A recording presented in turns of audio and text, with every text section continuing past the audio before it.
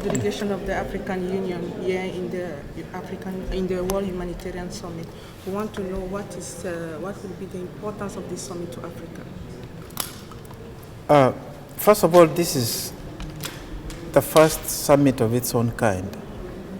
And for Africa, we want to thank the UN Secretary General Ban Ki-moon for convening it, because we are looking at critical issues that the continent faces, a continent that is hosting 15 million people that are in need of humanitarian assistance.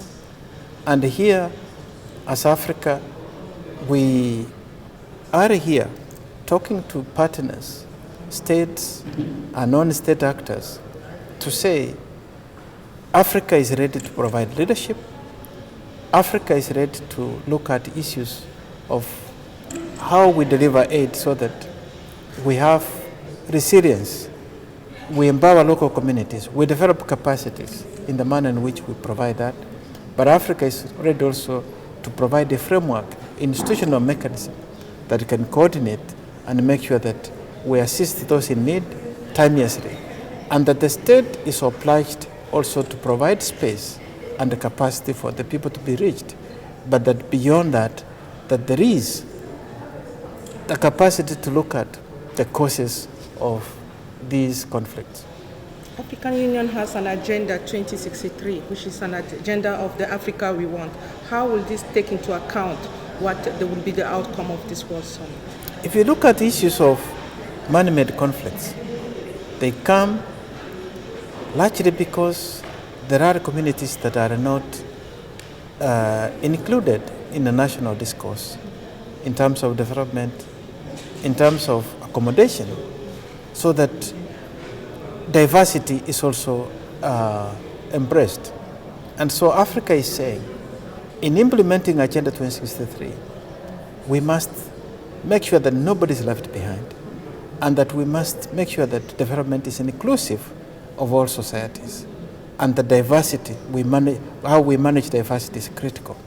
And here, of course, we say that development and peace are one and the same time. And of course, human rights is important as we deliver this aid. The year of the African Union, 2016, is human rights, as you mentioned, and with particular focus on the rights of the women. How do you compare and include this in this summit? When you are in a situation of a crisis, the most vulnerable are normally either women or children. And that's why Africa has given this prominence to say we must develop instruments or tools that it's not a question of one size fits all, that even in a society we must then look at what are the tools we have to respond.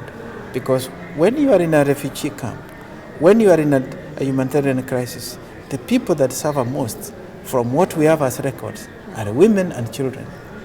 And so this is part of the reason why African Union is putting this as a very important aspect. But also in terms of not necessarily responding to crisis, having resilience, societies that is at peace with itself. If you look at Africa, the role of women has been marginalized.